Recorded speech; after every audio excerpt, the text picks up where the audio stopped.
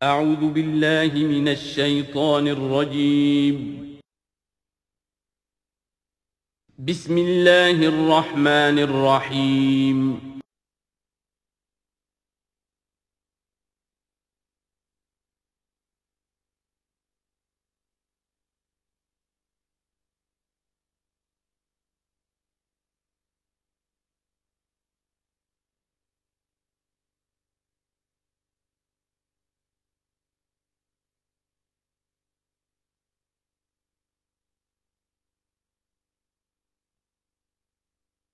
اعوذ باللہ من الشیطان الرجیم بسم اللہ الرحمن الرحیم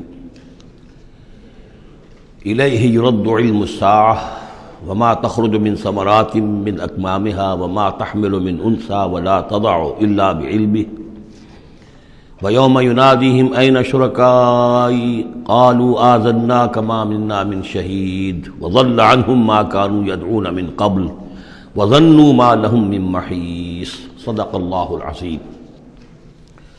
اللہ ہی کے حوالے ہے قیامت کا علم کہ قیامت کب آئے گی۔ وما تخرج من ثمرات، اور جو بھی نکلتا ہے میووں میں سے ان کے غلافوں کے اندر سے، وما تحمل من انثى، اور جو بھی کوئی مادہ اٹھاتی ہے اپنے پیٹ میں حمل، ولا تضع، اور نہ ہی وہ اس کو جنتی ہے، الا بعلمہ، مگر وہ اللہ کے علم میں ہوتا ہے۔ اور اس کو صرف انسانوں پر نہ سمجھیے، تو تمام حیوانات کا معاملہ ہے۔ اسی لیے یہاں پر عورت کا نام نہیں لیا گیا، بلکہ یہ کہ جو بھی ہے، من انثیٰ، جو بھی ہے۔ وَيَوْمَ يُنَادِيهِمْ أَيْنَ شُرَكَائِي، اور جب اس دن کے پکارے گا انہیں کہ کہاں ہے میرے وہ شریک، قَالُوا آذَنَّاكَ مَا مِنَّا مِن شَهِيدٍ، تو وہ کہیں گے ہم نے تو آپ سے عرض کر دیا ہے، ہم میں سے کوئی بھی اس کا اقرار نہیں کرتا کہ ہمارا کوئی شریک ہے۔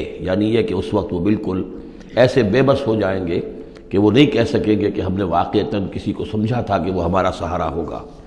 وَضَلَّ عَنْهُمْ مَا كَانُوا يَدْعُونَ مِن قَبْلُ، اور گم ہو جائیں گے ان سے، ان کے ہاتھوں کے طوطے اڑ جائیں گے جن کو وہ پکارا کرتے تھے اس سے پہلے۔ وَظَنُّوا مَا لَهُم مِّن مَّحِيصٍ، اور انہیں یقین آ جائے گا کہ اب کوئی خلاصی کی کوئی شکل نہیں ہے، یہاں سے نجات پانے کی کوئی صورت نہیں۔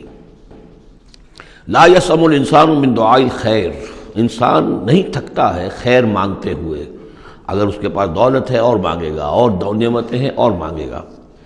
وَإِن مَّسَّهُ الشَّرُّ، اور اگر کہیں اسے تکلیف پہنچ جائے، فَيَئُوسٌ قَنُوطٌ، تو بالکل مایوس ہو جاتا ہے اور نا امید ہو جاتا ہے۔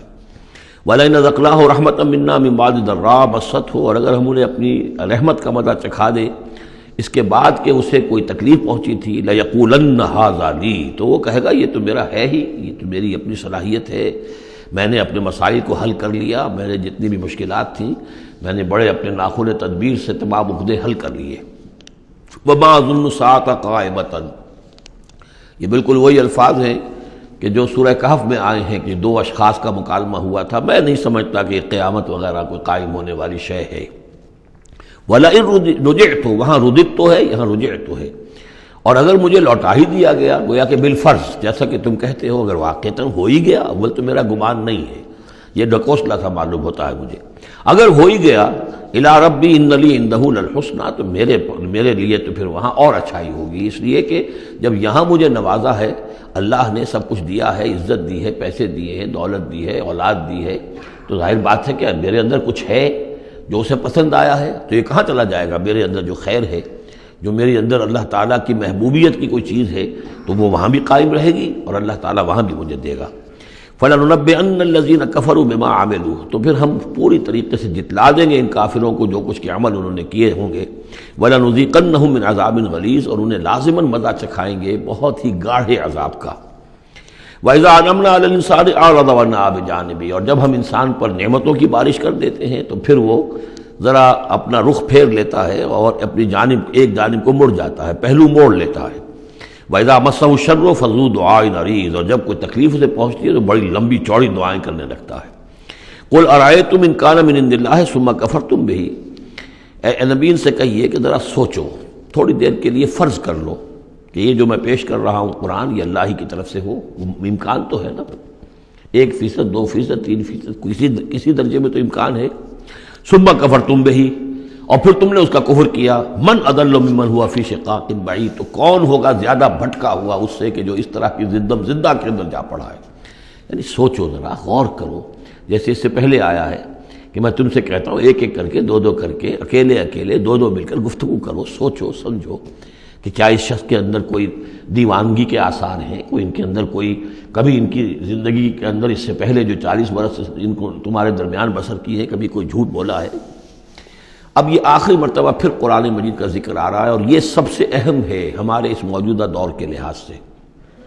سَنُرِيهِمْ آيَاتِنَا فِي الْآفَاقِ وَفِي أَنفُسِهِمْ حَتَّى يَتَبَيَّنَ لَهُمْ أَنَّهُ الْحَقُّ۔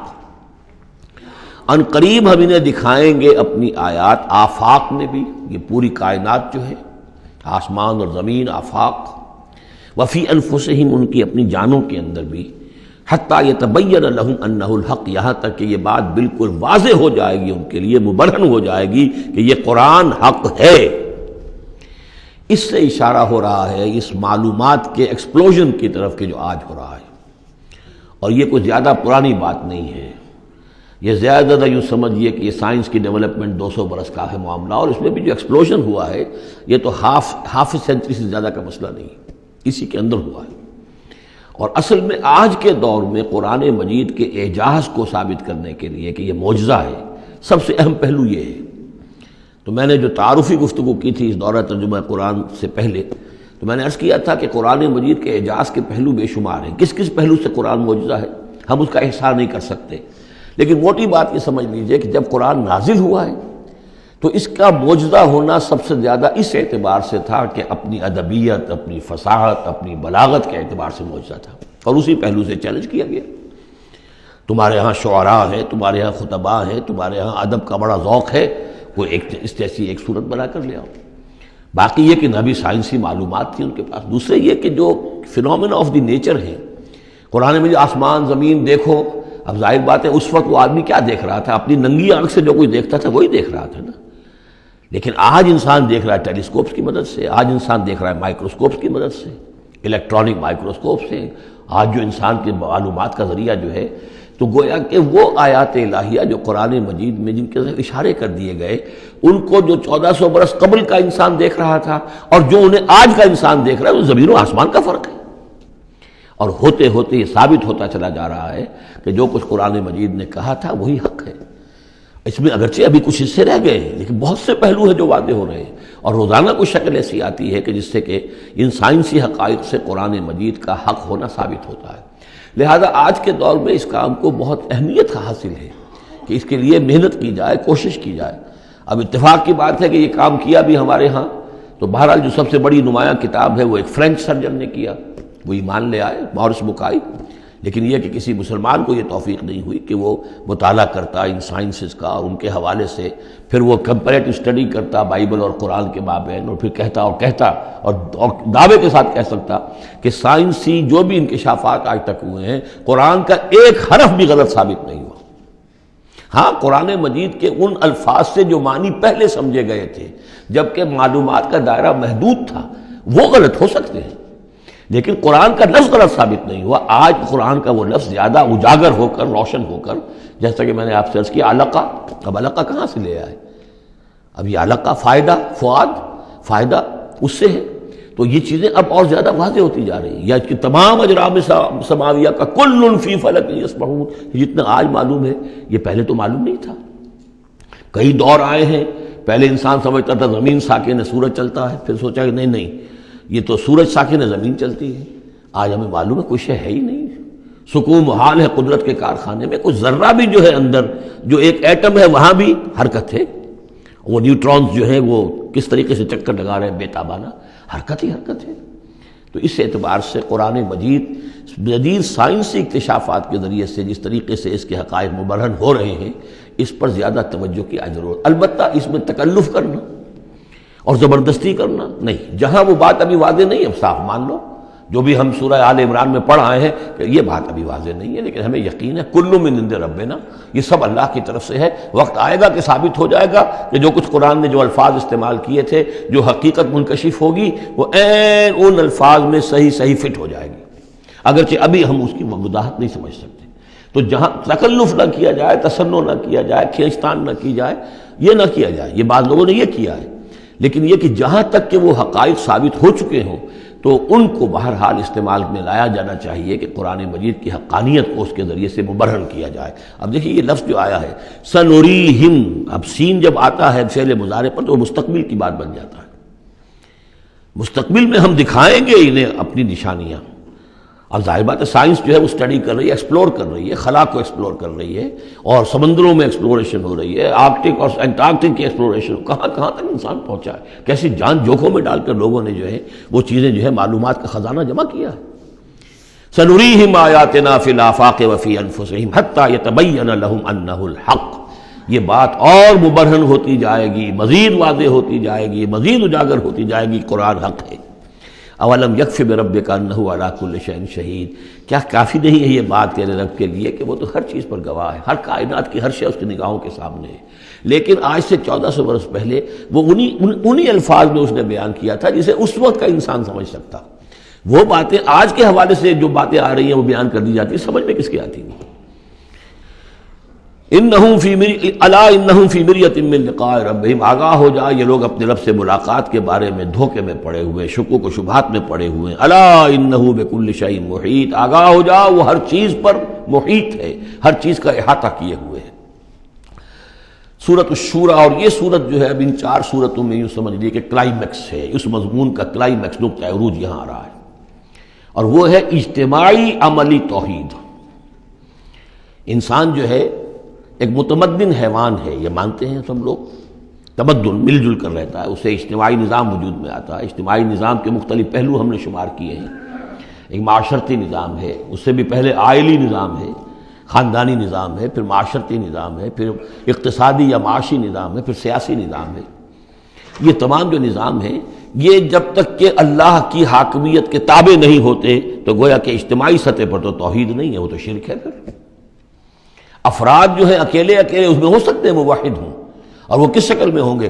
جبکہ وہ تن من دھن اس باطل اور مشرکانہ نظام کا قلا کما کر کے اور وہاں توحید کا نظام قائم کرنے کے لیے لگے ہوئے ہوں اور انہوں نے اس کے اندر لگا دیے ہوں، تب تو وہ ہے موحد، ورنہ تو وہ مشرک ہے۔ اگر مشرکانہ نظام کو انہوں نے دل سے تسلیم کر لیا، اسی مشرکانہ نظام میں وہ اپنی دوڑ دھوپ کر رہے ہیں پاؤں پھیلانے کے لیے، جائیداد بنانے کے لیے، اپنے کوئی پروفیشن میں شائن کرنے کے لیے، کسی اور معاملے میں ساری بھاگ دوڑ اس کے لیے ہو رہی ہے، اس کا مطلب یہ کہ انہوں نے اس نظام کو ذہناً قبول کر لیا۔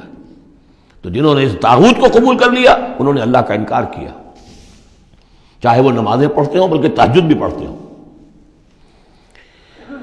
تو اقامت دین کی اصطلاح اس صورت میں آ رہی ہے، اور اقامت دین کے موضوع پر یہ قرآن مجید کا ذروۂ سلام ہے۔ بسم اللہ الرحمن الرحیم، حامیم عین سین قاف۔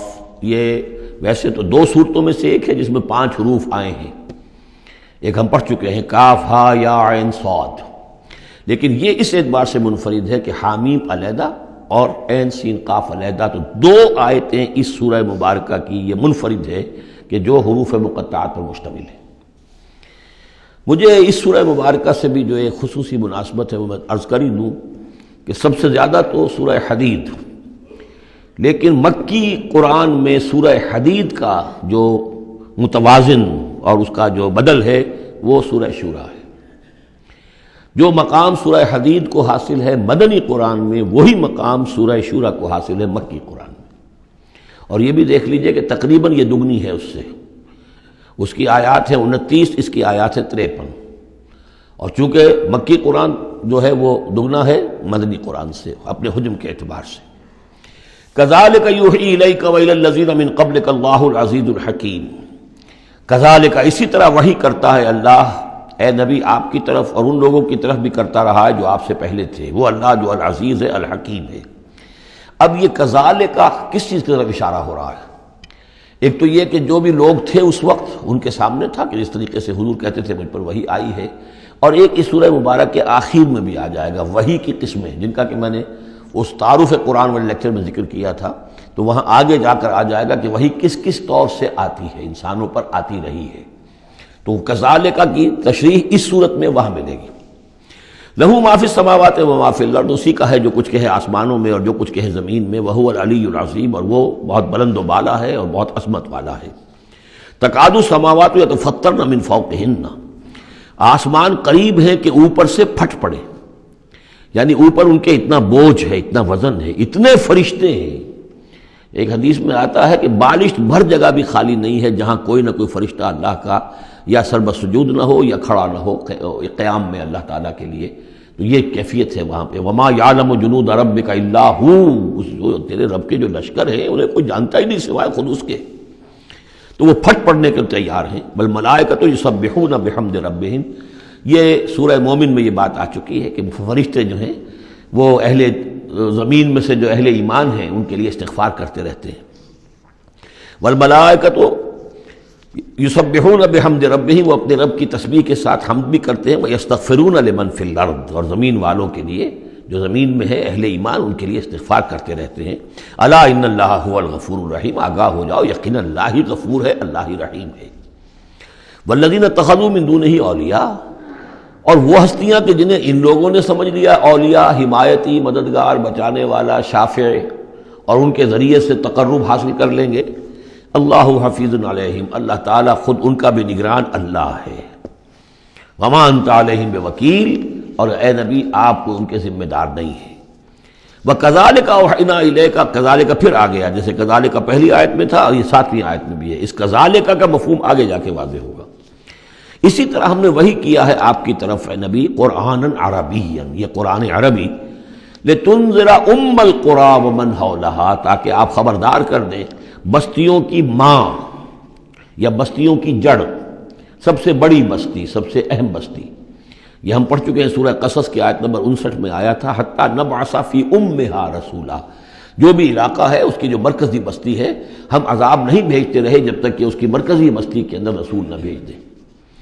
تو اب یہ ام القریٰ ہے، جو مکے جو عرب کے لیے ام القریٰ ہے، ویسے یہ پوری دنیا کا ام القریٰ ہے۔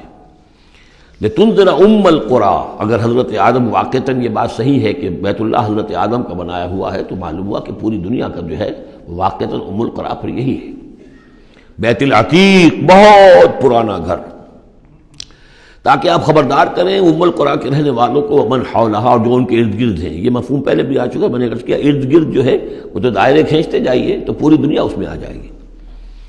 وَتُنذِرَ يَوْمَ الْجَمْعِ، اور خبردار کرنا ہے اس جمع ہونے والے دن، قیامت کا دن، لا ریب فیہ، جس میں کوئی شک نہیں ہے، فریق فی الجنت، ایک گروہ ہوگا جو جنت میں جائے گا، وہ فریق فی السعیر، اور ایک جماعت ہوگی کہ جو جہنم میں جائے گی۔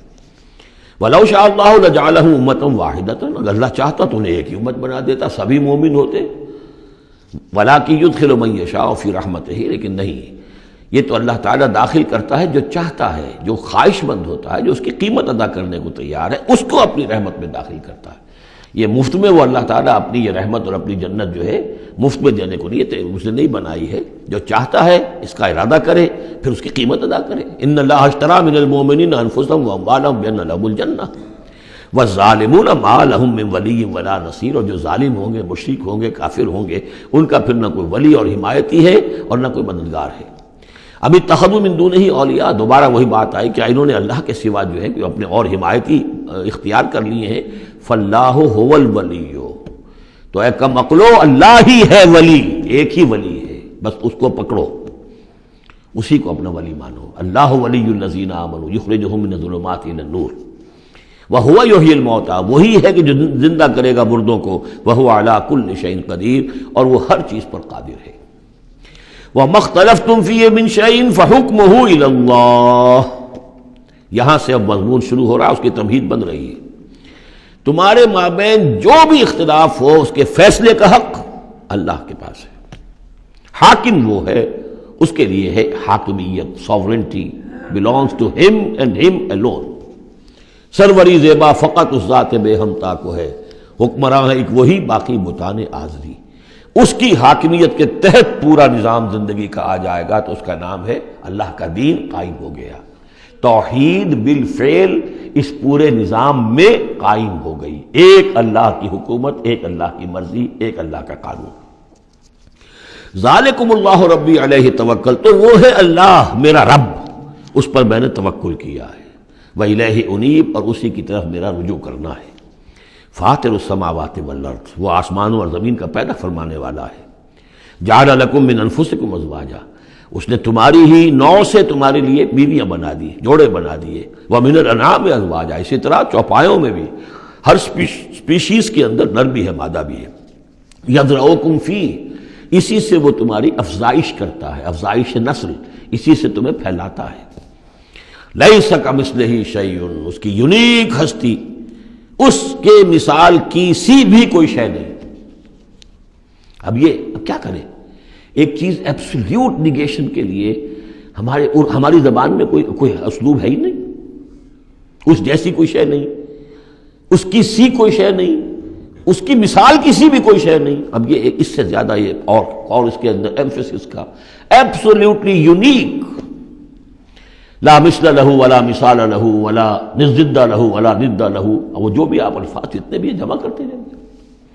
وَهُوَ السَّمِيعُ الْبَصِيرُ، اور وہی ہے سب کچھ سننے والا اور سب کچھ دیکھنے والا. لَهُ مَقَالِيدُ السَّمَاوَاتِ وَالْأَرْضِ، اسی کے لیے ہیں آسمانوں اور زمین کی تمام کنجیاں. يَبْسُطُ الرِّزْقَ لِمَن يَشَاءُ، وہ بچھا دیتا ہے اور کھول دیتا ہے، بسط وسیع کر دیتا ہے، کشادہ کر دیتا ہے رزق کو جس کے لیے چاہتا ہے. وَيَقْدِرُ، اور جس کے لیے چاہتا ہے ماپ تول کر راشننگ کر کے دینا شروع کر دیتا ہے. انہ بکل شیء علیم، اور یہ بھی اس کے علم پر ہے کہ کس کے لیے یہ بہتر ہے، کس کے لیے وہ بہتر ہے. وہ ہر چیز کا جاننے والا ہے. اب جو آیت آ رہی ہے وہ اس سورہ مبارکہ کا کلائمیکس ہے، اور اس موضوع پر قرآن مجید کا کلائمیکس ہے، اقامت الدین کے موضوع پر. شرع لکم من الدین، اے محمد پر ایمان لانے والو، اے مسلمانوں، تمہارے لیے اللہ نے دین میں وہی شے معین کی ہے، ما وصی بہ نوحا، جس کی وصیت کی تھی نوح کو، والذی اوحینا الیک، اور جس کی وحی کی ہے ہم نے اے محمد آپ کی طرف. کیونکہ پہلے خطاب ہے لکم، شرع لکم، یہاں امت سے خطاب ہو رہا ہے. شرع لکم، بس صرف فرق یہ کہ یا ایھا الذین آمنوا یا نہیں آیا ہے. یہ مکی صورتوں کے مزاج کا تقاضا ہے کہ وہ نہ آئے، لیکن جمع کے صیغے سے واضح کر دیا کہ باقی جگہ ہم دیکھ رہے ہیں کہ واحد کے صیغے میں خطاب کر کے اور بالواسطہ امت، یہاں امت سے خطاب ہے. شرع لکم من الدین، تمہارے لیے دین میں وہی شے مقرر کی ہے، ما وصی بہ نوحا، جس کی وصیت کی تھی اس نے نوح کو، والذی اوحینا الیک، اور جس کو کی وحی کی ہم نے محمد آپ کی جانب صلی اللہ علیہ وسلم، وما وصینا بہ ابراہیم و موسیٰ و عیسیٰ، اور جس کی وصیت ہم نے کی ابراہیم کو اور موسیٰ کو اور عیسیٰ کو. ان اقیموا الدین، کہ دین کو قائم کرو. دین ایک تو معلوم ہوا اس آیت سے کہ دین سب کا ایک ہے. دین نوح کا اور حضور کا اور ابراہیم کا اور موسیٰ کا، عیسیٰ کا علیہم الصلاۃ والسلام ایک ہی ہے. دین تو ایک ہی ہے. ان ھذہ امتکم امۃ واحدہ وانا ربکم فاعبدون، دین تو ایک ہی ہے. شریعتیں مختلف ہیں لیکن دین کو قائم کرو. موسیٰ کے دور میں ان پر یہ فرض تھا کہ دین کو قائم کرو، اس کے لیے لڑو، جاؤ، جنگ کرو اور اس خطہ زمین کو حاصل کرو جس پر اللہ کا دین قائم کر سکو. تو صحیح سب کی یہی تھی، جد و جہد یہی تھی. توحید کا وہ تقاضا تھا کہ صرف انفرادی طور پر، اول تو یہ کہ صرف عقیدے میں نہیں، اپنے بھی عمل میں توحید جو ہے قبول کرو اور اختیار کرو، اور عمل میں بھی صرف انفرادی نہیں، اجتماعی توحید کو برپا کرنے کے لیے، قائم کرنے کی جد و جہد کرو. ان اقیموا الدین ولا تتفرقوا فیہ، دین میں تفرقے میں مبتلا نہ ہو جاؤ. الذین فرقوا دینہم، یہ ہم پڑھ چکے ہیں. دین کو پھاڑ دینا کہ زندگی کے ایک حصے میں اللہ کا حکم مانا جا رہا ہے، دوسرے حصے میں کسی اور کا مانا جا رہا ہے، یہ تفرقہ. یا دوسرا تفرقہ کہ آپ اختلاف کر سکتے ہیں کہ رفع یدین زیادہ ثابت ہے، میں کرتا ہوں. کسی کی رائے ہے کہ نہیں، امام ابو حنیفہ کا موقف جو ہے وہ زیادہ صحیح ہے، وہ نہیں کرتا، کوئی حرج نہیں. لیکن دین میں، دین ایک ہے، دلیل ہوگی اللہ اور اس کے رسول کی. دین میں فرق نہیں ہے. وہ تو چاہے حنفی ہیں، مالکی ہیں، شافعی ہیں، حنبلی ہیں، سلفی ہیں، دین تو سب کا ایک ہے، اسلام. اسی طرح شریعت موسوی اور بھی کسی اور کی ہوگی، شریعت محمدی، دین سب کا ایک. اس میں تفرقہ نہیں ہونا چاہیے. دین کو قائم کرنے کی جد و جہد کرو. ولا تتفرقوا فی، دین میں تفرقہ نہ ہو. یہ ہے وہ اقامت دین کی فرضیت. اس میں چونکہ عام طور پر ترجمہ جو ہے شاید آپ کے پاس بھی ہو تو قائم رکھو دین کو کر دیا گیا ہے، وہ بھی صحیح ہے. دو ہی سچویشن ممکن ہے، یا تو دین قائم ہے تو اسے قائم رکھو، صحیح ہے.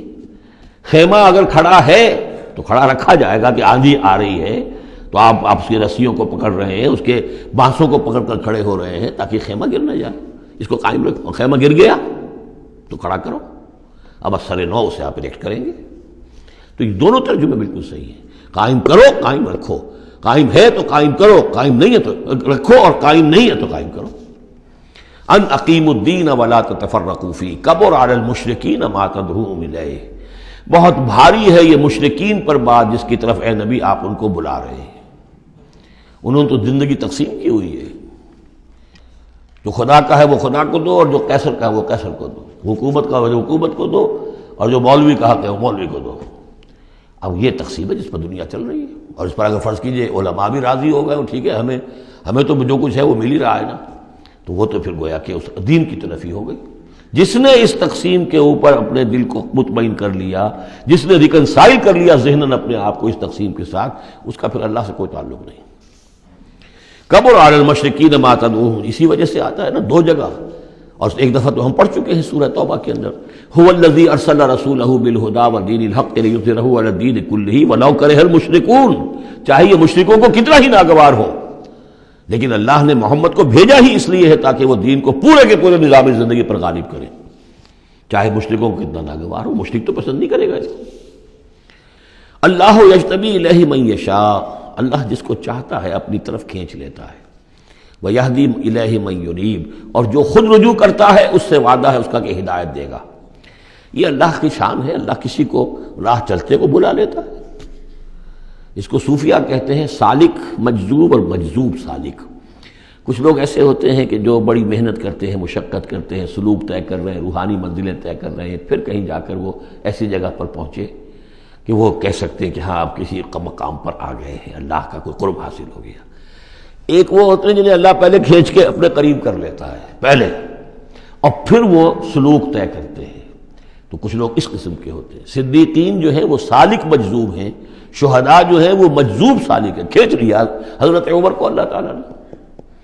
ان کے اپنے مزاج کی وہ کیفیت تھی نہیں، ان کو بالکل مزاج ہی اور تھا، ان کی دلچسپی ہی اور تھی، وہ تو کھینچ لیا۔ وَمَا تَفَرَّقُوا إِلَّا مِن بَعْدِ مَا جَاءَهُمُ الْعِلْمُ بَغْيًا بَيْنَهُمْ، اور انہوں نے تفرقہ نہیں کیا اور یہ نہیں تقسیم ہوئے مگر اس کے بعد کہ ان کے پاس علم آ چکا تھا۔ اب یہ جو اقامت دین کا دعوت لے کر حضور کھڑے ہوئے، تو ایک تو ان کے مخاطبین مشرک تھے، فرمایا کہ اے مشرک، اے نبی صلی اللہ علیہ وسلم، یہ مشرکین کے لیے تو ہے ہی بہت مشکل بات کہ آپ کی بات کو قبول کر سکے، کبر علی المشرکین ما تدعوہم الیہ، تو بہت بعید ہے اس سے۔ البتہ آپ کو اگر یہ خیال ہو کہ یہ اہل کتاب جو ہیں یہ تو واقف ہیں اللہ سے، کتاب سے، تورات سے، انجیل سے، اور یہ تو قیامت کو بھی مانتے ہیں، فرشتوں کو مانتے ہیں، سب کچھ مانتے ہیں، یہ تو آسانی سے مان لیں گے، یہ بھی امید نہ رکھیے آپ۔ یہاں حضور کو بتایا جا رہا ہے کہ آپ ایسی توقعات نہ رکھیں، اس لیے کہ ان لوگوں نے تفرقہ ڈالا ہے جبکہ ان کے پاس حق آ چکا تھا۔ کس لیے؟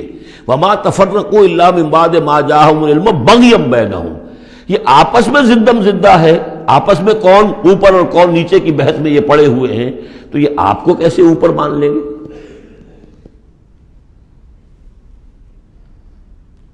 آپ کا قبلہ کیسے مان لیں گے؟ یہ ایک دوسرے کا قبلہ نہیں مانتے، یروشلم دونوں کا قبلہ ہے، لیکن ایک نے شرقی کر لیا، ایک نے غربی کر لیا۔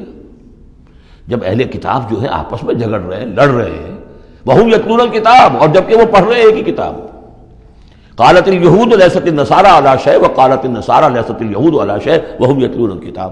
تو اے نبی آپ کو کیسے مان لیں گے؟ ذرا توقع نہ رکھیے۔ توقع اگر ہوتی ہے انسان کو تو پھر مایوسی ہوتی ہے۔ Be prepared for the worst, پھر جو اللہ کی طرف سے آ گیا اس کے اوپر شکر ادا کیجیے، امید نہ رکھیے۔ امید زیادہ رکھیں گے تو جلدی مایوس ہو جائیں گے، تھک جائیں گے۔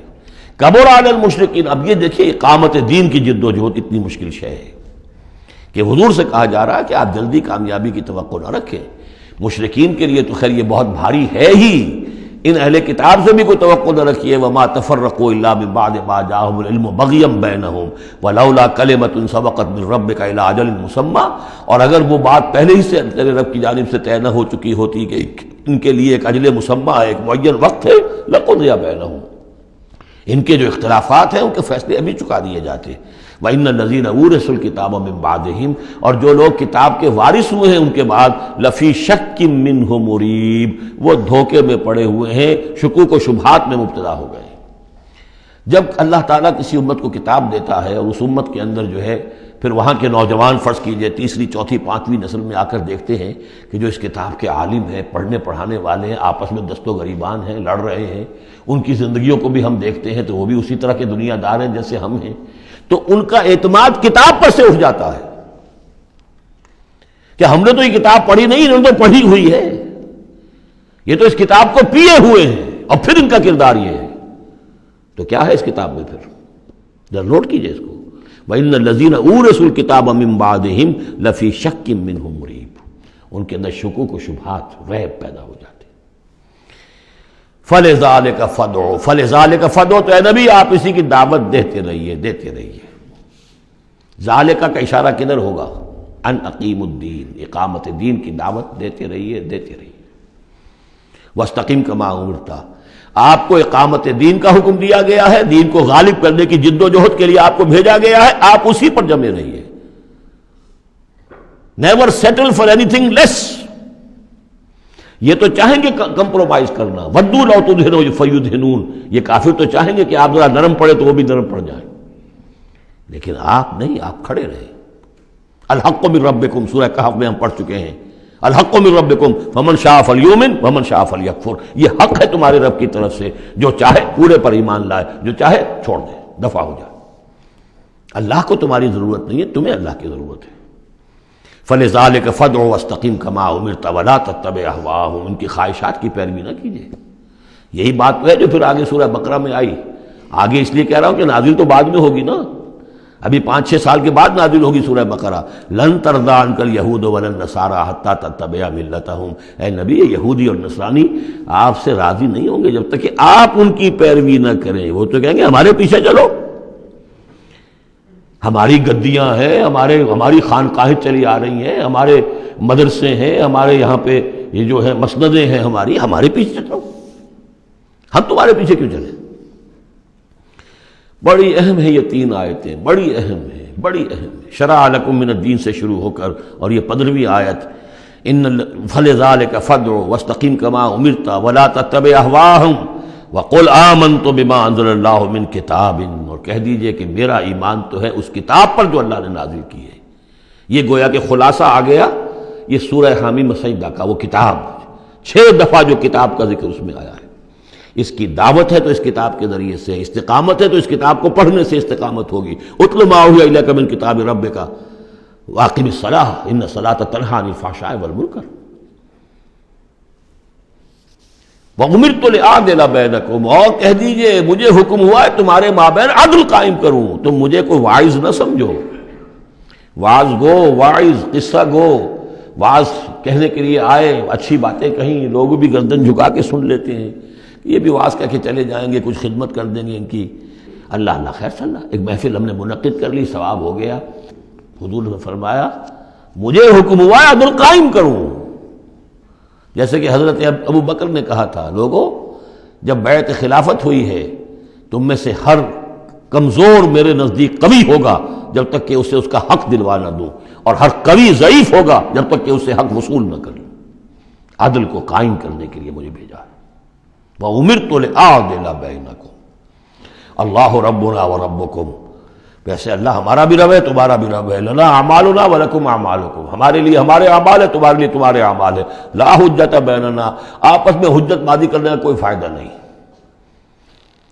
اللہ یجمع بیننا، اللہ ہمیں جمع کر دے گا، یا تو اس دنیا میں جمع کر دے گا۔ یہ ان لوگوں سے بات کہی جا رہی ہے جو کچھ نسبتاً قریب ہوتے ہیں، تو کہتے ہیں نہیں اس طرح نہ کرو، اس طرح کر لو، مقصد تو تمہارا ٹھیک ہے، طریقہ کار یہ نہیں، یوں کرو۔ کہیے بھائی دیکھیے ہمارے سامنے جو طریقہ کار ہے ہم اس پر کام کر رہے ہیں، ہمیں وہی صحیح معلوم ہو رہا ہے، آپ کو کوئی اور اچھا لگتا ہے آپ اس پر کام کیجیے، اس میں حجت بازی کی کیا ضرورت ہے؟ آپ بھی مخلص ہیں، ہم بھی مخلص ہیں، مقصد ہمارا ایک ہے، آج نہیں تو کل جمع ہو جائیں گے۔ یا آپ پر واضح ہو جائے گا کہ ہمارا طریقہ کار غلط تھا، یا ہم پر واضح ہو جائے گا کہ ہم نے جسے صحیح سمجھا تھا وہ غلط تھا، جڑ جائیں گے۔ جب تک آپ سمجھ رہے ہیں کہ آپ کا طریقہ کار صحیح ہے، ہم سمجھتے ہیں کہ ہمارا طریقہ کار صحیح ہے، آپ اس پر عمل کیجیے، ہم اس پر عمل کریں گے۔ اللہ ربنا وربکم لنا اعمالنا ولکم اعمالکم لا حجت بیننا وبینکم اللہ یجمع بیننا، اللہ ہمیں جمع کر دے گا، آج نہیں تو کل، کل نہیں تو پرسوں۔ جیسے منی سے چلتے ہیں قافلے، لاکھوں قافلے ہوتے ہیں جو چلتے ہیں، اور وہ 8 9 10 سڑکیں ہیں. سڑکیں کیا ہیں؟ وہ سب کے سب فٹ بال کے گراؤنڈز ہیں، چل رہے ہیں قافلے، لیکن سب سڑکیں جو ہیں وہ کنورج کر رہی ہیں عرفات پر. جیسے جیسے قافلے بڑھ رہے ہیں وہ سڑکوں کے مابین فاصلے کم ہو رہے ہیں. تو اگر تو ہماری منزل واقعی اقامت دین ہے تو چاہے ہم اس سڑک سے آ رہے ہیں چاہے اس سڑک سے آ رہے ہیں، آگے پہنچ جائیں گے. اللہ یجمع بیننا، میدان عرفات میں تو ہم جمع ہو جائیں گے نا. اور بالفرض اگر دنیا میں ہم جمع نہ ہوئے، الیہ المصیر، ایک دن تو آنا ہے نا قیامت کا، جب اللہ کی طرف اللہ کی عدالت میں کھڑے ہوں گے. وہاں تو ایک جگہ ہوں گے کہ نہیں؟ وہاں دودھ کا دودھ پانی کا پانی علیحدہ ہو جائے گا. والذین یحاجون فی اللہ من بعد ما استجیب لہ حجتہم داحضۃ عند ربہم، اور وہ لوگ جو اللہ کے بارے میں حجت بازی ہی میں لگے رہے اس کے بعد بھی کہ بہت سے لوگوں نے اس کی دعوت پر لبیک کہہ دی ہے، یعنی السابقون الاولون میدان میں آ گئے ہیں. اور اب تو انتظار ہے کہ والذین تبعوہم بإحسان، اب لوگ آئیں، جوق در جوق آئیں، فوج در فوج آئیں. لیکن جو لوگ اب بھی کھڑے ہوئے حجت بازی کر رہے ہیں، حجتہم داحضۃ عند ربہم، ان کی حجت بازی ان کے رب کے نزدیک بالکل پسپا ہے، پادر ہوا ہے، اس کی کوئی حیثیت ہی نہیں. وعلیہم غضب، اور ان پر اللہ کا غضب ہے. ولہم عذاب شدید، اور ان کے لیے سخت عذاب ہے. اللہ الذی انزل الکتاب بالحق والمیزان، یہ کتاب اور میزان ایک آیت میں جمع یا یہاں ہے یا سورہ حدید میں ہے. سورہ حدید کی آیت نمبر 25، لقد ارسلنا رسلنا بالبینات وانزلنا معهم الکتاب والمیزان لیقوم الناس بالقسط. یا یہاں ہے اللہ ہی ہے جس نے اتاری ہے کتاب بھی حق کے ساتھ اور میزان. میزان وہ نظام ہے دین حق کا. کتاب نے حق مقرر کر دیا ہے، میزان تول کر دیتی ہے. پھر اللہ نے دین کو مقرر کر دیا، لیکن دین کا نظام جب تک نہیں ہوگا تو دین کے مطابق فیصلے کیسے ہوں گے؟ اللہ نے تمہیں کتاب بھی دی ہے، نظام دیا ہے، میزان دی ہے. وما یدریک لعل الساعۃ قریب، کیا پتا کہ قیامت قریب آئی کھڑی ہو. اور الساعۃ سے مراد میری قیامت تو میری موت ہے. تم اگر اس میزان کو نصب کرنے کے لیے تن من دھن نہیں لگا رہے ہو تو کیا پتا مہلت عمل کل ختم ہو جائے. کیا پتا ہم میں سے کسی کو کل صبح کا سورج دیکھنا نصیب نہ ہو. کیا پتا. تاخیر و تعویق میں وقت ضائع کرنا سب سے بڑی حماقت ہے. یستعجل بها الذین لا یؤمنون بها، اس قیامت کے لیے جلدی مچا رہے ہیں وہ لوگ کہ جو اس پر ایمان نہیں رکھتے. والذین آمنوا مشفقون منها، جو ایمان رکھتے ہیں وہ تو اس سے ڈرتے ہیں، لرزاں و ترساں رہتے ہیں. جو سورہ نور میں ہم نے پڑھا، یخافون یوما تتقلب فیہ القلوب والابصار، وہ لوگ تو اس مقام پہ بلند پر پہنچنے کے باوجود لرزاں و ترساں رہتے ہیں اس دن کے خیال سے جس دن اپنے پروردگار کے حضور کھڑے ہونا ہوگا. والذین آمنوا مشفقون منها ویعلمون ان الحق، وہ جانتے ہیں کہ وہ حق ہے، آ کر رہے گی. الا ان الذین یمارون فی الساعۃ لفی ضلال بعید، آگاہ ہو جاؤ جو لوگ قیامت کے بارے میں جھگڑتے ہیں اور اس میں شک و شبہ کرتے ہیں وہ بڑی دور کی گمراہی میں پڑ چکے ہیں. اللہ لطیف بعبادہ یرزق من یشاء، اللہ بہت باریک بین ہے اپنے بندوں کے لیے اور وہ رزق دیتا ہے جس کو چاہتا ہے. یعنی اقامت دین کی جد و جہد میں یہ فکر نہ تمہیں ہو کہ کیا کھائیں گے کیا پیئیں گے. میں آپ کو حضرت مسیح کا وہ قول بھی سنا چکا ہوں جو متی کی انجیل میں ہے. کیوں فکر کرتے ہو کیا کھاؤ گے اور پیو گے؟ کیا جنگل کی چڑیاں جو ہیں جو نہ ہل چلاتی ہیں نہ بوتی ہیں نہ کاٹتی ہیں لیکن صبح کو اپنے گھونسلوں سے نکلتی ہیں اور شام کو آسودہ ہو کر واپس آتی ہیں، تو وہ رب جو ان کو کھلاتا پلاتا ہے وہ تمہیں نہیں کھلائے گا؟ کیوں تشویش کرتے ہو کہ کیا پہنیں گے؟ جنگل کی سوسن کو نہیں دیکھتے کہ جیسا خوبصورت لباس اللہ نے اسے دیا ہے.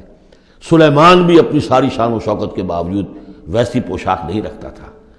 تو جو اس گھاس کو یہ سب کچھ دے رہا ہے جو آج ہے اور کل جلا دی جائے گی، کیا وہ تمہیں نہیں، تمہارا تن نہیں ڈھانکے گا؟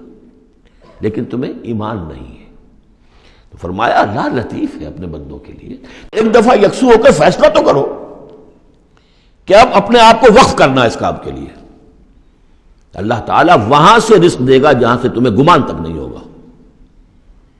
من یتق اللہ یجعل لہ مخرجا ویرزقہ من حیث لا یحتسب. لیکن اس کے لیے اللہ پر ایمان ضروری ہے، توکل ضروری ہے. ہاں تھوڑا سا اللہ تعالیٰ امتحان بھی لے لیتا ہے، سختیاں بھی آ جاتی ہیں. امتحان پھر آدمی ثابت کر دے کہ میں تو یکسو ہوں. اے اللہ میں نے فیصلہ کر لیا، اللہ پھر راستے کھول دیتا ہے۔ وَهُوَ الْقَوِيُّ الْعَزِيزُ، وہ تو بہت قوی ہے، زبردست ہے۔ اب یہ جو مضمون آگے آ رہا ہے یہ وہ ہے جس کی کلائمیکس ہم پڑھ چکے ہیں سورہ بنی اسرائیل میں، من کان یرید العاجلۃ عجلنا له فیہا ما نشاء لمن نرید، یہاں وہی مضمون مختصر آ رہا ہے۔ من کان یرید حرث الآخرۃ نزد له فی حرثہ، جو شخص کے طالب بن گیا ہو آخرت کی کھیتی کا، ہم اس کی کھیتی میں اضافہ کرتے رہتے ہیں، بڑھوتری ہوتی رہتی ہے۔ ومن کان یرید حرث الدنیا، اور جو بن گیا ہے دنیا ہی کی کھیتی کا طالب، نؤتہ منہا، اس میں سے اسے کچھ دے دیتے ہیں، فما لہ فی الآخرۃ من نصیب، پھر آخرت میں اس کا کوئی حصہ نہیں ہے۔ ام لہم شرکاء شرعوا لہم من الدین ما لم یأذن بہ اللہ، یہ شرک کے معاملے میں یہ مضمون بہت اہم ہے۔ ایک تو بار بار آیا ہے کہ نہ اللہ نے کوئی سند اتاری، نہ سلطان اتاری، نہ کسی کتاب میں اس کے لیے کوئی دلیل اتاری، کہیں کچھ ہے ہی نہیں۔ لیکن یہ بات جو ہے یہ منفرد ہے یہ سورہ مبارکہ اس بات میں، کیا ان کے کوئی ایسے شرکاء بھی ہیں کہ جنہوں نے انہیں کوئی دین دیا ہو، کوئی قانون دیا ہو، کوئی نظام دیا ہو؟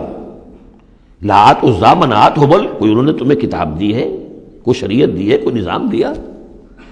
ام لہم شرکاء شرعوا لہم من الدین ما لم یأذن بہ اللہ، جس کے کہ اللہ نے اذن نہ دیا ہو، حکم نہ دیا ہو۔ اگر تو واقعی کوئی الہ ہے، کوئی واقعی ہے، تو اسے دینا چاہیے۔ یہ نظام ہے تمہارے لیے، نظام کے بغیر کیسے الہ ہو گیا؟ ام لہم شرکاء، کیا ان کے کوئی ایسے شرکاء ہیں شرعوا لہ من الدین، کہ انہوں نے دین میں کوئی شے ان کے لیے ایسی طے کر دی ہو کہ ما لم یأذن بہ اللہ، جس کے لیے حکم نہیں دیا اللہ نے، ولولا کلمۃ الفصل لقضی بینہم، اور اگر ایک فیصلے کی بات جو ہے وہ پہلے سے طے نہ ہو چکی ہوتی، ان کے درمیان فیصلے کر دیے جاتے۔ وان الظالمین لہم عذاب علیم، اور ظالموں کے لیے تو بہت دردناک عذاب ہے۔ تری الظالمین مشفقین مما کسبوا، اب قیامت کا نقشہ کھینچا جا رہا ہے۔ تم دیکھو گے ان ظالموں کو، مشرکوں کو، کافروں کو کہ ڈر رہے ہوں گے، کانپ رہے ہوں گے اپنے کرتوتوں کے تصور سے، مما کسبوا، اور اس سے تو پتہ ہوگا، بل الانسان علی نفسہ بصیرہ، انسان کو تو معلوم ہے، اپنی کیفیت تو معلوم ہے اسے، تو لرزاں و ترساں ہوں گے۔ وَهُوَ وَاقِعٌ بِهِمْ، اور وہ ان کے اوپر پڑنے والا ہوگا۔ اب جو بھی انہوں نے کمایا ہے وہ گویا کہ اب ان کے سروں پر گرنے والا ہوگا۔ والذین آمنوا وعملوا الصالحات، اور اس کے برعکس وہ لوگ جو ایمان لائے تھے، جنہوں نے ایمان کے تقاضے پورے کیے، عمل صالح کا حق ادا کیا، فی روضات الجنات، وہ جنتوں کے باغات میں ہوں گے۔ لہم ما یشاءون عند ربہم، ان کے لیے وہ سب کچھ ہوگا ان کے رب کے پاس جو کچھ وہ چاہیں گے۔ ذالک هو الفضل الکبیر، یقیناً یہ بہت بڑی فضیلت ہے جو انہیں حاصل ہو جائے گی۔ ذالک الذی یبشر اللہ عبادہ الذین آمنوا، یہ ہے وہ انجام نیک جس کی بشارت دے رہا ہے اللہ اپنے ان بندوں کو، الذین آمنوا وعملوا الصالحات، جو ایمان لائیں اور نیک عمل کریں۔ قل لا اسألکم علیہ من اجرا قل لا اسألکم علیہ اجرا الا المودۃ فی القربى، کہہ دیجئے کہ میں تم سے کوئی اجرت نہیں مانگتا، کوئی اجر نہیں مانگتا، کوئی مزدوری نہیں مانگتا، کوئی انعام میں نے کبھی نہیں مانگا، الا المودۃ فی القربى، سوائے قرابت داری کے لحاظ کے۔ ومن یقترف حسنۃ نزد لہ فیہا حسنا، اور جو کوئی بھی کوئی بھلائی کمائے گا تو ہم اس کے لیے اس میں اور بھلائی میں اضافہ کرتے رہیں گے۔ ان اللہ غفور شکور، یقیناً اللہ تعالیٰ غفور ہے اور شکور ہے۔ ام یقولون افترى علی اللہ کذبا، کیا ان کا یہ خیال ہے کہ یہ قرآن محمد نے خود گھڑ کر صلی اللہ علیہ وسلم اللہ تعالیٰ کی طرف منسوب کر دیا ہے؟ فإن یشاء اللہ یختم علی قلبک، اب یہاں پہ خطاب حضور سے کرتے ہوئے اللہ تعالیٰ فرما رہے ہیں کہ اے محمد اگر ہم چاہیں، اگر اللہ چاہے تو آپ کے قلب کے اوپر مہر کر دے، یعنی پھر یہ کہ یہ جو آپ کے پاس وحی آ رہی ہے وہ وحی نہیں آ سکے گی، یعنی وحی کا آنا جو ہے اس میں آپ کے اختیار کو سرے سے یہ دخل بھی نہیں ہے۔ کجا یہ کہ آپ اس کو بنائیں، گھڑیں اور اس کو خود تصنیف کریں، یہ تو بالکل خالصتاً آپ کے لیے وہبی شے ہے۔ اگر ہم چاہیں، اللہ چاہے تو یہ کہ اسی طرح جیسے کہ سورہ بنی اسرائیل میں آ چکا ہے کہ ہم چاہیں تو لنذهبن بالذی اوحینا الیک، پھر ہم لے جائیں، سلب کر کے لے جائیں آپ سے اس وحی کو، اور قرآن مجید آپ کے سینے میں سے ہم سلب کر لیں، اختیار مطلق ہمارا ہے۔ ان کو بتایا جا رہا ہے کہ اس میں محمد الرسول اللہ صلی اللہ علیہ وسلم کا شخصی طور پر کوئی دخل نہیں۔ وَيَمْحُ اللَّهُ الْبَاطِلَ وَيُحِقُّ الْحَقَّ بِكَلِمَاتِهِ، اور اللہ تعالیٰ باطل کو تو محو کر دیتا ہے، مٹا دیتا ہے، اور حق کا حق ہونا اپنی باتوں سے اپنے کلمات سے ثابت فرما دیتا ہے. بس اس میں وقت لگتا ہے، لیکن یہ کہ بالآخر احقاق حق اور ابطال باطل یہ الفاظ آئے تھے سورہ انفال میں، اس لیے کہ اس کے بعد جو ہے غزوہ بدر میں وہ احقاق حق اور ابطال باطل کا جو ہے مرحلہ گویا کہ وہ مبرہن ہو گیا، واضح ہو گیا، اور الفرقان فرق کر دیا اس نے حق و باطل کے مابین. انہ علیم بذات الصدور، یقیناً وہ واقف ہے اس سے بھی کہ جو سینوں کے اندر پوشیدہ ہے. وَهُوَ الَّذِي يَقْبَلُ التَّوْبَةَ عَنْ عِبَادِهِ، اور وہی ہے کہ جو اپنے بندوں سے توبہ کو قبول فرماتا ہے. وَيَعْفُو عَنِ السَّيِّئَاتِ، اور ان کی بہت سی برائیوں سے عفو درگزر سے بھی کام لیتا ہے بہت سی برائیوں کے بارے میں. وَيَعْلَمُ مَا تَفْعَلُونَ، اور جو کچھ تم کرتے ہو وہ اس کے علم میں ہے. وَيَسْتَجِيبُ الَّذِينَ آمَنُوا وَعَمِلُوا الصَّالِحَاتِ وَيَزِيدُهُم مِّن فَضْلِهِ، اور جو لوگ ایمان لائے ہوں اور ایمان ان کے ساتھ نیک عمل کر رہے ہوں ان کی وہ دعائیں سنتا ہے، قبول فرماتا ہے، اور انہیں اپنے فضل سے اور دیتا ہے، مزید ان کے اندر ان کے ایمان اور اعمال کے اندر ترقی فرماتا ہے. وَالْكَافِرُونَ لَهُمْ عَذَابٌ شَدِيدٌ، اور جہاں تک کافروں کا تعلق ہے ان کے لیے تو پھر بہت سخت سزا ہے.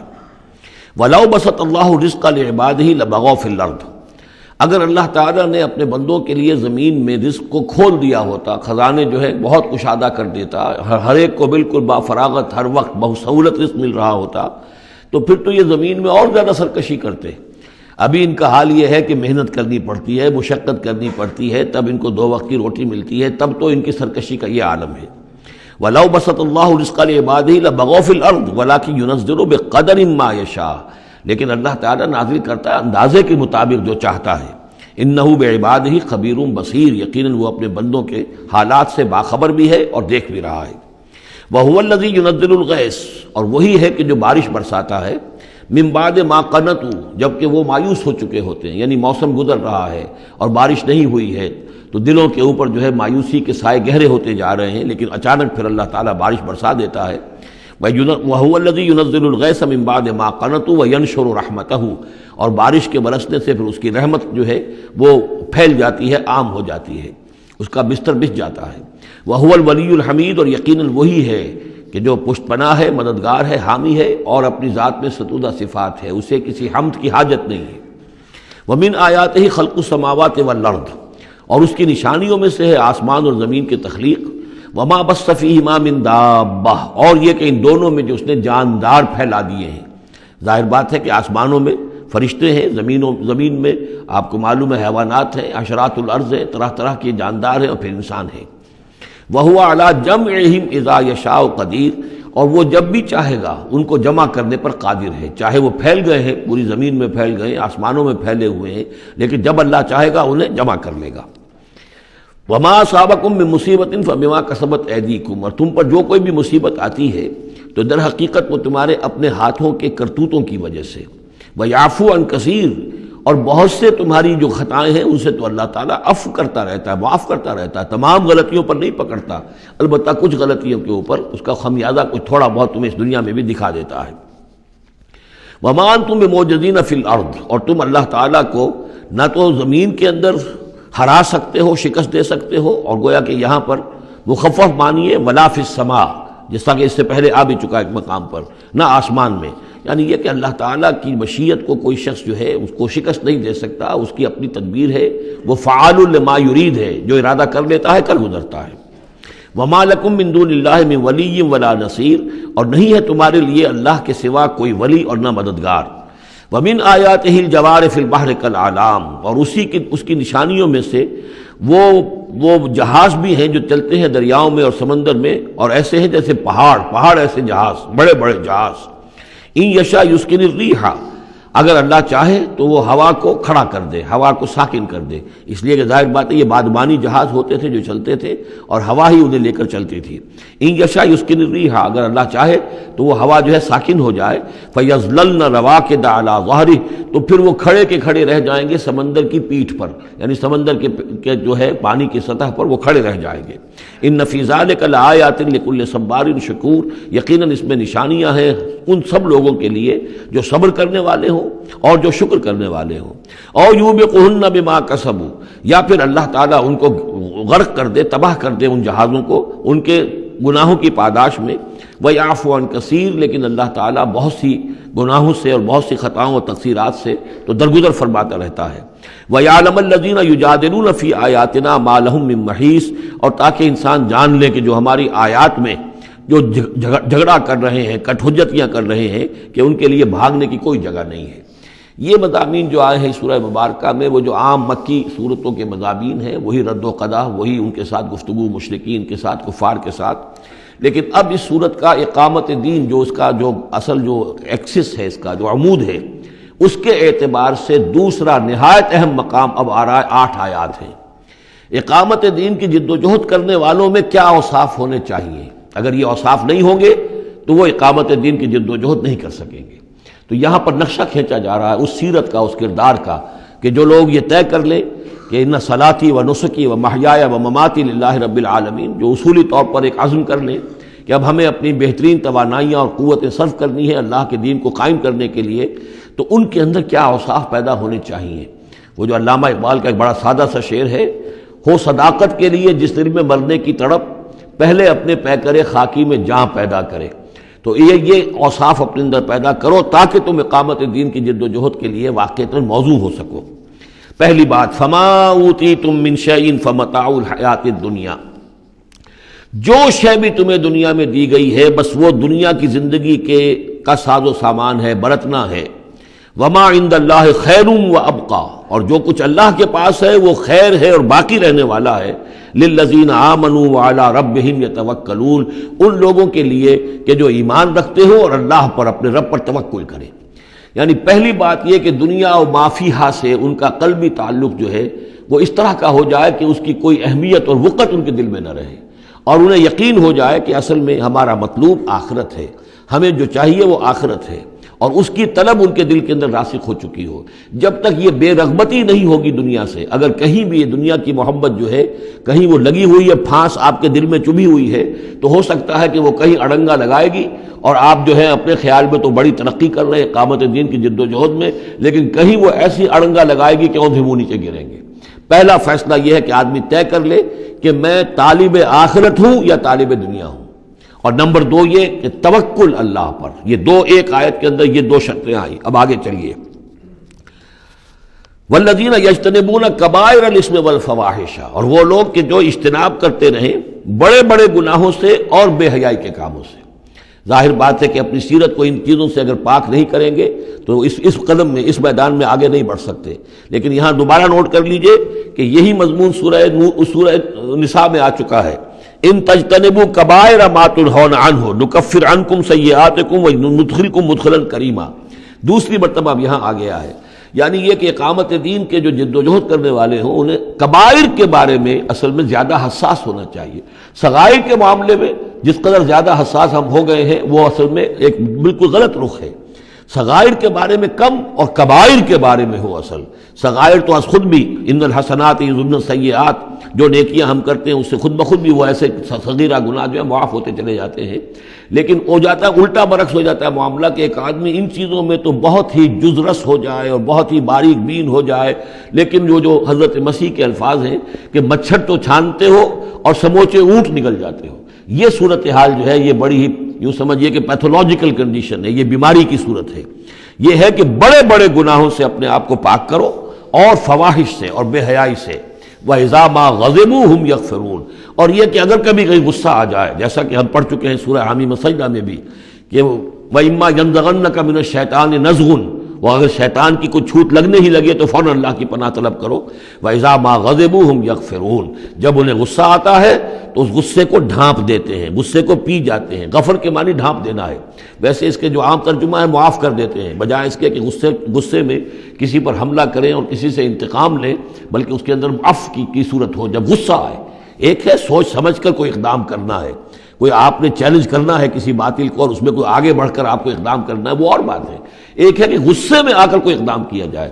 وَإِذَا مَا غَضِبُوا هُمْ يَغْفِرُونَ، تو وہ معاف کر دیتے ہیں، یا یوں کہیے غصے کو پی جاتے ہیں، یعنی غصے کے اوپر وہ پردہ ڈال دیتے ہیں۔ غفر جو ہے مغفر کہلاتا ہے خود، کہ جو سر کو ڈھانپ لیتا ہے تاکہ تلوار کا وار اگر سر پر آئے تو سر بچ جائے اور خود اس کو روک لے، تو مغفر، غفر کے معنی ڈھانپ دینا۔ گناہ کو ڈھانپ لینے والی شے ہے اللہ کی مغفرت۔ اسی طریقے پر یہ کہ وہ غصے کو پی جانے والے، والکاظمین الغیظ، یہ ہم پڑھ چکے ہیں سورہ آل عمران میں۔ نمبر آگے چلیے، والذین استجابوا لربہم، اور وہ لوگ کہ جنہوں نے اپنے رب کی پکار پر لبیک کہا۔ وہ پکار کون سی ہے؟ اس سورہ مبارکہ میں اب تک صرف ایک فعل امر آیا ہے جمع کے صیغے میں، ان اقیم الدین، اور ایک فعل نہیں آیا ہے جمع کے صیغے میں، ولا تتفرقوا فیہ۔ پوری صورت میں اب تک نوٹ کر لیجئے گا جا کر۔ تو یہ پکار اللہ کی کون سی ہے؟ اقیم الدین ولا تتفرقوا فیہ۔ اسی کے لیے کہا تھا حضور سے فلذالک فدعوا، اسی کی دعوت دیتے رہیے، آپ کی دعوت اقامت دین کی دعوت ہو، یا آپ کی کسی جزوی شے کے اوپر آپ جو ہے وہ ہیمر نہ کر رہے ہو، کسی جزوی سی شے کو آپ نے ہدف نہ بنا لیا ہو، اصل ہدف اقامت دین۔ فلذالک فدعوا واستقم کما امرت ولا تتبع اهواهم۔ اب یہاں فرمایا والذین استجابوا لربہم، جنہوں نے اپنے رب کی پکار پر لبیک کہا، واقاموا الصلاۃ، اور نماز قائم کی، اور وامرهم شورى بینہم، چونکہ اب اجتماعی زندگی ہے، جماعتی زندگی ہے، اس میں مشاورت کا نظام ہونا چاہیے کہ وہ جو فیصلے کریں، جو قدم اٹھائیں، وہ باہمی مشاورت سے ہوں۔ یہ بھی روح جب تک کہ اس اجتماعیت کے اندر نہیں ہوگی باہمی مشاورت کی، اور یہ کہ کوئی ایک شخص سمجھے کہ بس ہر معاملے کے اندر مجھے اپنی مرضی چلانی ہے، تو ظاہر بات ہے کہ پھر وہ کام آگے نہیں چلے گا۔ ہم پڑھ آئے ہیں کہ حضور سے یہاں تک کہا گیا ہے کہ یہ جن صحابہ سے خطا ہوئی ہے، غلطی ہو گئی ہے، ان کو بھی آپ وشاورہم فی الامر فاعف عنہم واستغفر لہم وشاورہم فی الامر، حالانکہ ان سے خطا ہوئی ہے، غلطی ہوئی ہے، لیکن پھر بھی آپ انہیں اپنے مشوروں میں شامل رکھیے، اس لیے کہ اس سے دلجوئی ہوتی ہے، ساتھیوں کے اندر میوچول کانسیپٹ ڈیولپ ہوتا ہے، ایک کانفیڈنس ڈیولپ ہوتا ہے، اور وہ سمجھتے ہیں کہ ہماری بھی بات سنی جاتی ہے۔ اور حضور نے بسا اوقات اپنی رائے کو پیچھے رکھ کر اپنے ساتھیوں کی رائے کے مطابق فیصلہ کیا۔ غزوہ احد میں یہی ہوا ہے، غزوہ بدر میں یہی ہوا ہے کہ جہاں پر آپ نے کیمپ لگانے کا فیصلہ کیا تھا، جب بعض صحابہ نے آ کر کہا کہ ہمیں اگر اجازت ہو ہم اپنی رائے دیں، اور جب انہوں نے کہا کہ ہمارے خیال میں وہ جگہ بہتر ہے، آپ نے کہا ٹھیک ہے، یہاں سے کیمپ اکھاڑو، وہاں لگا دو۔ وَأَمْرُهُمْ شُورَى بَيْنَهُمْ وَمِمَّا رَزَقْنَاهُمْ يُنْفِقُونَ۔ ایک اور شے جو لازم ہے اقامت دین کی جد و جہد میں، جہاں وقت لگے گا، جہاں آپ کی توانائی صرف ہوگی، اس میں پیسہ بھی لازم درکار ہے۔ وہ دعوت دین کا کام ہو، اقامت دین کی جد و جہد ہو۔ وَمِمَّا رَزَقْنَاهُمْ يُنْفِقُونَ، یہ انفاق کا مضمون آ گیا، اور جو کچھ کہ ہم نے انہیں دیا ہے اس میں سے وہ انفاق کرتے ہیں۔ وَالَّذِينَ إِذَا أَصَابَهُمُ الْبَغْيُ هُمْ يَنْتَصِرُونَ، یہ وہ چیز ہے جس کے لیے میں نے نوٹ کرایا تھا کہ ایک ہے دعوت دین کا مرحلہ، اس دعوت کے مرحلے میں تو صورت وہ بتائی گئی کہ ادفع باللتی ہی احسن، اگر کوئی تمہیں گالی دے تم دعا دو، کوئی تمہیں پتھر مارے تم پھول پیش کرو۔ لیکن اقامت دین کی جد و جہد، اس کے اندر آگے چل کر معاملہ آتا ہے، جیسے قتال کا مرحلہ آ گیا تو وہاں تو فرمایا قاتلوا فی سبیل اللہ الذین یقاتلونکم اخرجوہم من حیث اخرجوکم، نکالو انہیں وہاں سے جہاں سے انہوں نے تمہیں نکالا ہے۔ یہاں آ کر معاملہ کیا ہے؟ والذین اذا اصابہم البغی ہم ینتصرون، اور وہ لوگ کہ جن پر اگر کوئی زیادتی کی جاتی ہے تو وہ بدلہ لیتے ہیں۔ یعنی یہاں پر اب تو اس کو اصل میں جد و جہد جو ہے حضور صلی اللہ علیہ وسلم کی، اس کے بھی اگر آپ دو مراحل سمجھیں گے تو ایک جو مکی دور میں وہ تھا، وہ دعوت کا مرحلہ تھا، ابھی اس میں اقدام کوئی نہیں کیا گیا، لیکن جب اقامت دین کے لیے اقدام شروع ہو جائے گا، آگے بڑھ کر باطل کو چیلنج کریں گے، تو اب وہ بات نہیں چل سکتی کہ معاف کر دیا کریں وہاں تو، بلکہ یہ ہے کہ جو غزوہ بدر میں جو اسیر ہوئے تھے ان کو بھی اگر فدیہ لے کر چھوڑ دیا گیا تو اللہ تعالیٰ کی طرف سے اس پر بھی اظہار ناپسندیدگی ہو گیا، بلکہ حضرت عمر کی رائے کی جو ہے گویا کہ تائید کی وہی نے کہ ان کو تو سب کو قتل کیا جانا چاہیے تھا، اور وہ ہمارے اندر جو ان کے رشتہ دار ہیں قریبی، وہ اپنے ہاتھ سے ختم کرتے، اس لیے کہ یہ فدیہ دے کر چلے جائیں گے، ظاہر بات ہے کہ اگلے سال وہی لوگ اکثر و بیشتر آ گئے کہ نہیں آ گئے، وہ چڑھائی کر کے آ گئے احد کے اندر۔ تو اس لیے وہاں پر آ کر جب اقامت دین کا مرحلہ جو ہے اقدام کے مرحلے میں وہ جد و جہد آتی ہے تو اس میں ہے والذین اذا اصابہم البغی ہم ینتصرون، یہ گویا کہ ان دونوں مراحل کا آپس کا فرق اور تفاوت ہے۔ بارک اللہ لی ولکم فی القرآن العظیم ونفعنی وإیاکم بالآیات والذکر الحکیم۔